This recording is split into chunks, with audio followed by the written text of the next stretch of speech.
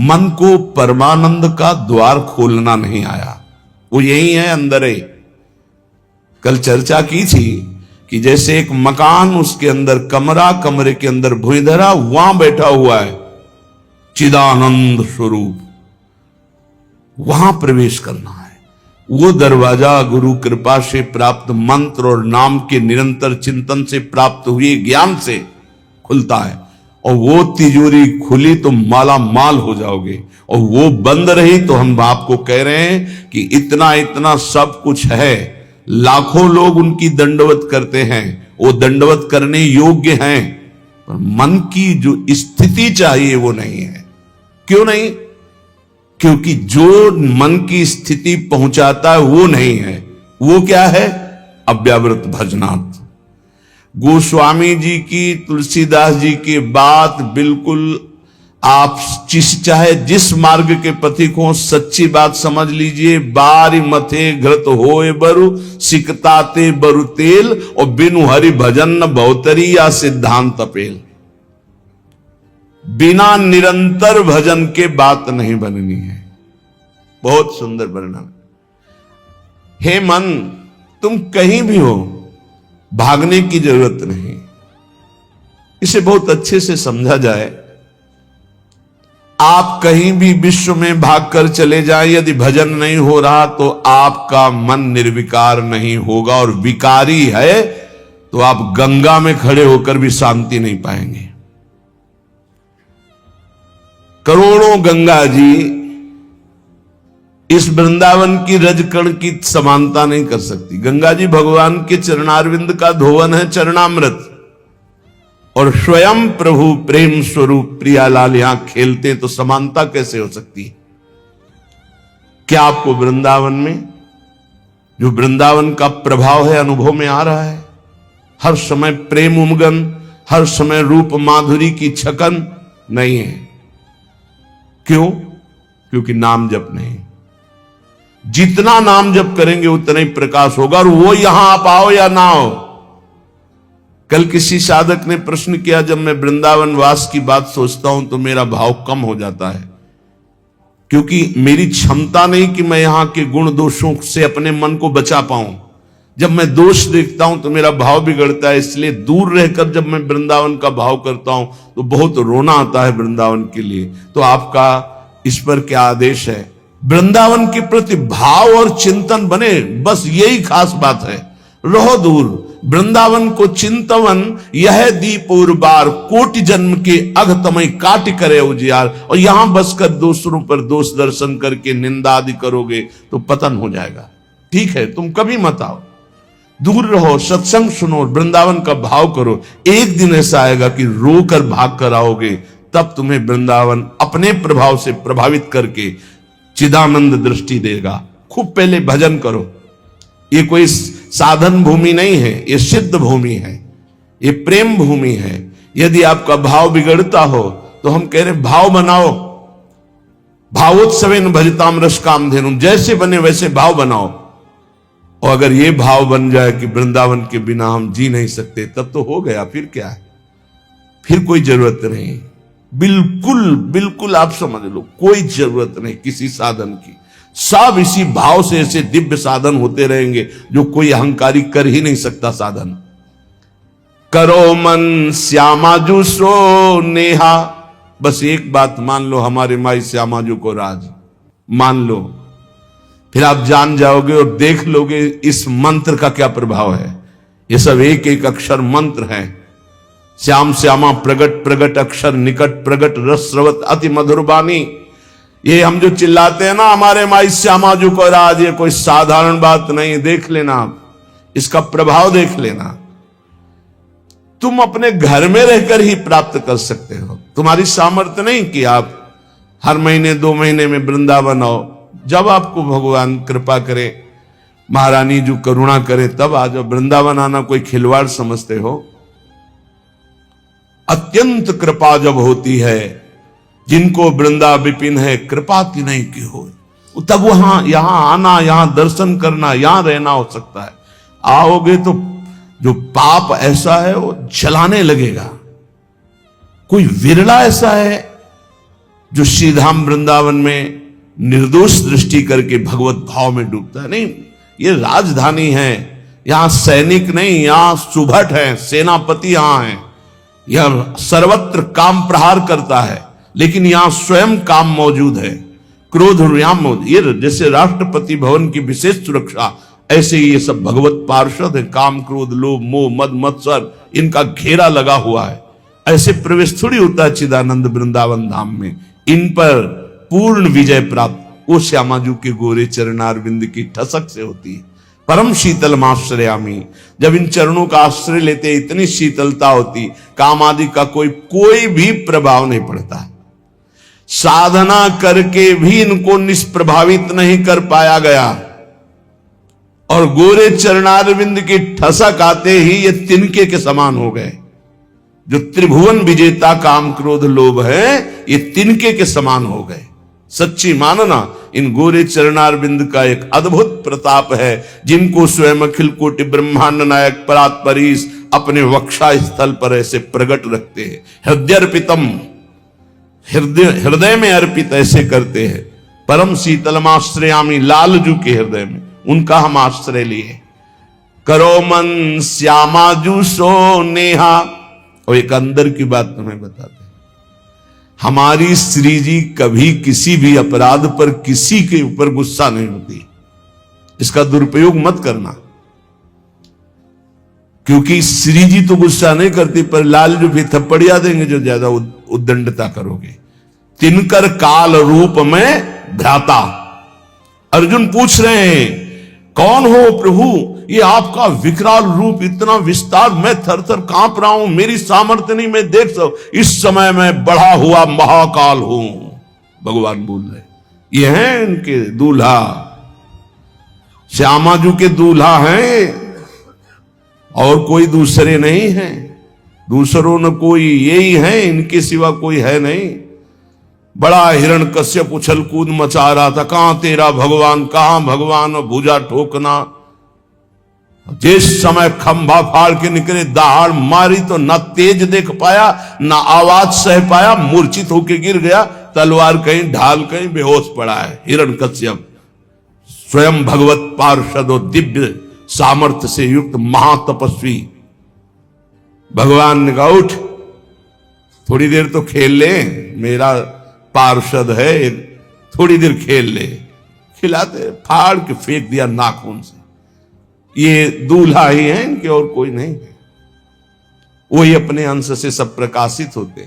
श्यामाजू को गुस्सा नहीं आता, पक्की बात है, पर उद्दंडता मनमानी करोगे तो न्यायाधीश तो लालजू हैं, बात ध्यान रखना। और लालजू जिनके दरबार में न्याय प्राप्त करते हैं, वो हमारी श्री लाडली जू है। वहां का न्याय श्री जी की मुस्कान से होता है, और न्याय की बात सुनाने के लिए सखियां हैं। न्याय पर्यो ललिताजू के आगे वहां निर्णय होता है। इसीलिए प्यारी जू कभी कभी हम लोगों के पक्ष के लिए थोड़ा सा भ्रकुटी लालजू से टेढ़ी रखती है, तो वो हा खात, वो हम लोगों के लिए, क्योंकि कैसे हम अधमों का निस्तार होगा तो उन्हीं की लेखनी से। तो अनुल्लिख्यानंतान तदपराधान मधुपति, लिखेंगे ही नहीं, क्यों? जहां भ्रकुटी हुई, पास रजिस्टर बहुत गंदा है। कैसे वो पापी क्यों न हो, हरिवंश नाम जो ले, तो अलक लड़ेती रीझ के महल खवासित पास। सच्ची मानिए, बड़े भाग्य होंगे जो गोरे चरणारविंद की ठसक में आ जाए। जैसे एक प्रश्न ने, अब कुछ बातें ऐसी होती जो कैसे बोले कि आप जगदम्बा और राधा जी में क्या भेद करते हैं? राधा जी ही जगदम्बा है, जगदम्बा ही राधा जी हैं। तो सिद्धांत की शैली से बोले तो हां, क्योंकि स्वामिनी जी के ही अंश से अनंत शक्तियों का प्रादुर्भाव हुआ है। समस्त शक्तियों के मूल श्री स्वामिनी जी हैं, और समस्त शक्तिमानों का मूल श्री लालजू महाराज हैं। इसलिए हां, और स्वामिनी जी अद्वितीय हैं। इनके जैसा यही हैं। देवलोक भूलोक रसातल सुन कवि कुल मति डरिए, सहज माधुरी अंग अंग की कई कासों पट तरिए। एक अंग छटा में से सब महान शक्तियों का प्रादुर्भाव हुआ। त्रिपुर सुंदरी आदि जितनी दैवी शक्तियां हैं हमारी महारानी जी के अंश से, एक अंश से निकली, एक छटा में से। हमारी प्यारी जू की महिमा को, प्यारे जू की कृपा से जब आप जानोगे तब समझ पाओगे।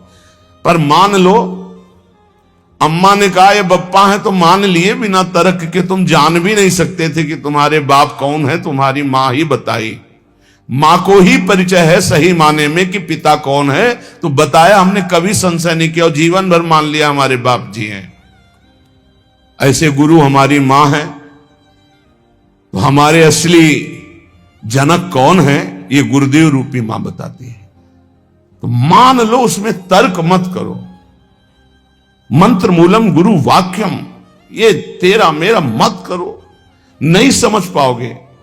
कुछ बातें होती जो छाती में छुपाई जाती, बोली नहीं जाती, और वो शरणागत के हृदय में अपने आप ट्रांसफर हो जाता बिना बोले, वही ठसक आ जाती। मान लेना हमारी ये बात। कुछ बातें हम नहीं बोल सकते जो हैं अंदर। शब्द में ताकत नहीं कि हम वो शब्द में लाश पावें, शब्द में सामर्थ्य नहीं। रोम रोम जो रसना होती, तो तेरे गुण न बखाने जात, कहा कहो एक जीव सखीरी बात की बात की बात। कैसे बताऊं? कोटि कोटि रसना जो रोम रोम प्रति होई, प्यारी जू के रूप को न प्रमाण कहो जाता। ऐसा सौंदर्य, ऐसा महात्मा, ऐसा करो मन श्यामा जू सेहत। हमारी प्रार्थना मान लो, कलिकाल है, इस कलिकाल में बहुत जोर की कृपा की आंधी चली है, निकल चलो। गोरे चरणारविंद के प्रभाव से निकल चलो। श्री धाम वृंदावन में बैठ के कहते हैं, बोले सत्य बोलना है तो मंदिर में चढ़ के बोलो। करोड़ों मंदिर यहां की समानता नहीं कर सकते, क्योंकि यहां एक कण की आकांक्षा शिव सनकादि करते हैं। यहां के एक रज कण की आकांक्षा जिनके मंदिर बनते हैं वो प्रभु करते हैं।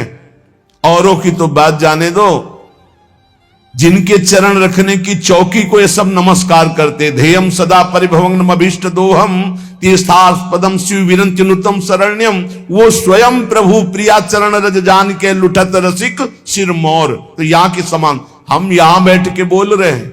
और यमुना जी का पावन पुलिन है जहां आप बैठे हो। पहले यमुना जी परिक्रमा मार्ग के समीप से ही बहती थी, कालीदेह में देख लो। तो ये यमुना की धारा में ही बैठे हो। और यहां हम कह रहे हैं कि गोरे चरणारविंद का ठसक हृदय में केवल आ जाए, हमारे माई श्यामाजू को राज, वो पद मिलेगा जो बड़े बड़े योगी और मुनियों ने वांछना की पर पाए नहीं, क्योंकि तप प्रधान।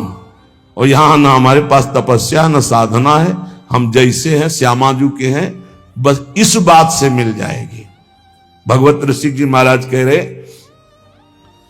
जैसे संप्रदाय की भक्ति और साधनाएं विविध प्रकार की, तो बोले संप्रदाय नवधा भगति। बहुत निर्मल भाव से सुनना उसको, कहीं क्यों में तर्क मत करना।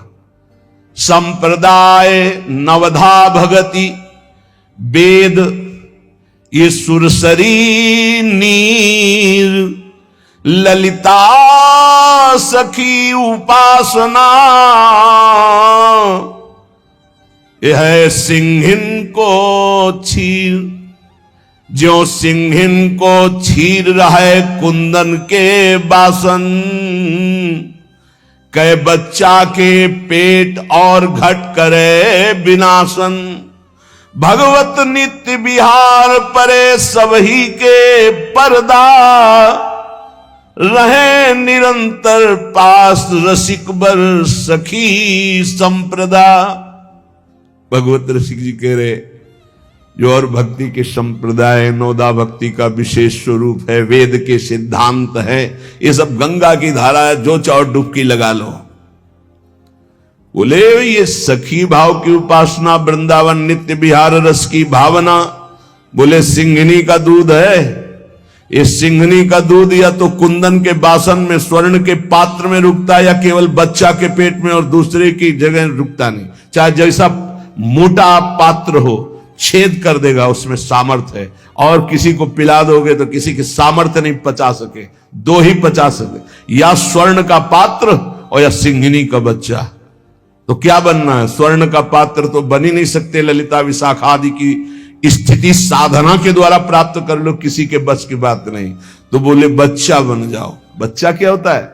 आचार्य के शरणागत, आचार्य के शरणागत। किसी योग्य नहीं हूं और वास्तविक किसी योग्य नहीं हूं, बस श्यामाजू का ए सब बात बन गई। ये जो महारस है, ये तपस्या के द्वारा खुले हुए बुद्धि के नेत्रों से नहीं देखा जाता। पीछे चर्चा की, अगर आपको ध्यान हो, कि ये दो नेत्र हैं जो पार्थिव मायाकृत नेत्र हैं। एक नेत्र खुलते हैं ज्ञान चक्षु जो बुद्धि में होते, एक होते प्रेम चक्षु जो हृदय में खुलते हैं। तो बड़े बड़े तपस्वियों के जो दिव्य दृष्टि संपन्न ज्ञान चक्षु वाले हैं, वो भी नहीं देख सकते हमारी श्यामाजू को, हमारे नित्य विहार रस को, क्योंकि इनके देखने का इन्हीं के पास है चश्मा, दूसरा नहीं है। जो दृष्टि है वो केवल श्यामाजू देती है, या श्यामाजू से लेके कोई सहचरी दे दे। भगवत ऋषि जी कह रहे, दाम बोलिए कितने का मिलता है चश्मा, हमको भी खरीदना है। चश्मा नित्य विहार को, ऐसे चश्मा लगाओ, खुले नेत्रों देखो प्रिया प्रीतम कैसे विहार करे। अनसन पर भुज दिए विलोकत इंदु बदन बिबियोर, करत पान रस मत परस्पर लोचन त्रसित चकोर, छूटी लटन लाल मन करस्यो ये आके चित चोर, परिरंभन चुंबन मिली गावत सुरमंदर कल घोर। ये गा तो गए इतना, लेकिन देख करके इतना नहीं गा सकते। जब वो गान करते हैं युगल सरकार मिलकर, कौन ऐसा है जो होश में बना रहे? प्रिया प्रीतम गान कर रहे हैं। अरे गावत सुंदरी हरि सरस धमार, पुलकित खग मृग बहत नवारी। यमुना का प्रवाह रुक जाता है, पंछी मौन व्रत धारण की हुई मुनियों की तरह वो चश्मा से दिखाई देता है। और ये चश्मा की दुकान में नहीं मिलता है, श्यामाजू से मिलता है। और श्यामाजू से जो चश्मा लेने की भेंट है, वो रसिक जन लेते हैं। और रसिक जन जो भेंट लेते हैं वो अनन्यता होती है। वो अनन्यता का स्वरूप है हमारे माई श्यामाजू को राज। एक दिन बोला था कि निकुंज जाने का पास है, आपके पास है, तो सबको बताया था कि क्या पास है? ये ठसक है हमारे माई श्यामाजू को राज, यही पास है, इसी पास में चश्मा मिल जाएगा। ये शर्त है कि लुभायमान प्रकृति, लुभायमान दिव्यताएं आपके सामने आएंगी, आपको स्वीकार नहीं करना श्यामाजू की चरणारविंद के सिवा, तब ये चश्मा मिलता है नित्य विहार का। कहां लगता है? पार्थिव नेत्रों में पार्थिव चश्मा लगता है और दिव्य नेत्रों में दिव्य चश्मा लगता है। तो मानस नेत्रों में चश्मा प्रियाजू लगा दिए अपने नित्य विहार, अब दिखाई देने लगा दिव्य रूप वृंदावन का, दिव्य रूप प्रिया प्रीतम का, दिव्य दिव्य लीलाएं। पक्का विश्वास हो गया मुझे, जी ही चश्मा लगा और देखा, पक्का विश्वास, यही दिव्य वृंदावन है, यही प्रिया प्रीतम विराजमान, यही दिव्य रसकेली हो रही है। अंतर में चश्मा लगते ही अब आंख खोलो तो वही दिखाई दे रहा है, आंख बंद करो तो वही दिखाई दे रहा है। ये हमारा निज धन है, इसके हम अधिकारी हैं, पक्का समझो। अपने बाप की संपत्ति का मूर्ख बेटा भी सरकारी ढंग से भी, कानूनी तौर तरीके से वो अधिकारी हो जाता है, लेकिन पड़ोसी का बहुत लड़का विद्वान हो तो भी नहीं होगा, अपना लड़का हो जाता है। जिस समय कोई हृदय से प्रभु को अपना मानता है, वो तो बहुत पहले से कह रहे हैं ममैवांशु, भूल मिटा दो, यही भूल मिटाने के लिए सत्संग है, यही भूल मिटाने के लिए शास्त्र है, यही भूल मिटाने के लिए संत महात्मा गुरुजन भ्रमण करते हुए जगत को अपनी वाणी के द्वारा पावन करते हैं। यहां प्रभु के सिवा कोई नहीं है। जितने नाम रूप हैं सब मायाकृत हैं, जादू का तमाशा है, इनमें सत्य चैतन्यता केवल मेरे प्रभु हैं। ये पक्की बात समझ लो। जहां ये बात समझ में आई, तुम्हारा मन सर्वत्र से हटा और प्रभु की तरफ अनन्य भाव से गया, तो अंतरलीन हो जो ही निरंतर निज धन पायो। खुल गया दरवाजा, जो पीछे अभी कह रहे थे, जो ही वो दरवाजा खुलेगा माला माल हो जाओगे। निज धन पायो, परमानंद स्वरूप, प्रेमानंद स्वरूप, अपने स्वरूप का, अपने आराध्य देव का जो रसास्वादन होने लगा। सुख नारद रस रीति प्रगट परिपूरन ससमा, प्रेम पीयूष न श्रवय भाव रूपी बिनु चश्मा। श्री सुखदेव जी, श्री नारद जी, श्री सनत कुमार आदि और वेद शास्त्र, इन सब में जिनकी महिमा नेति नेति कह कह गायन की है, गायन की गई है, उसी को भगवत रसिक जी कहते, श्यामाजू ने हमें प्रेम दृष्टि दी तो हम उसे देख रहे हैं, उसका स्वाद ले रहे हैं। विशुद्ध भाव दृष्टि प्रियाजू की कृपा से प्राप्त होती है, और ये कृपा रसिकों से मिलती है। कहो कृपा उपजे के भांति, तो रसिकन संग फिरो दिन राती। और रसिकों की कृपा से श्यामाजू की अनन्यता आती, और अनन्यता से ये दृष्टि प्राप्त होती है। और जब ये दृष्टि प्राप्त होती है तो घर बैठे नित्य विहार रस देखो, हजारों किलोमीटर दूर से रहो कहूं में। बात ये समझ लो, कहीं भी रहो, कोई पकड़े ना ही पला, कोई पल्लू नहीं पकड़ सकता तुम्हारा, कोई अपमान नहीं कर सकता। ध्यान रखना, गृह कानन में रहो कहूं भी, तुम्हारी रुचि, चाहे कानन वृंदावन में रहो या किसी और वन में रहो या अपने घर में रहो, गृह कानन में रहो कहूं भी, कोई पकड़े ना ही पला। ऐसा कोई दो शीश वाला पैदा नहीं हुआ कि अगर भगवान की इच्छा और भगवान के जन की इच्छा एक हो गई है तब तो स्वीकृत है, जो चाहो जैसे चाहो खेलो। और अगर उनकी इच्छा नहीं तो सीम की चाप सके को तासु, बड़ रखवार रमापति जासु। भगवान जिसकी रक्षा करते उसका कोई बाल बांका भी नहीं कर सकता। हां, प्रभु की इच्छा और भक्त की इच्छा दोनों मिल जाएं और स्वीकृति हो गई, अब खेल खेलो, कोई बात नहीं, तेरा किया मीठा लागे, अब वो बात अलग हो गई। ऐसे कोई नहीं।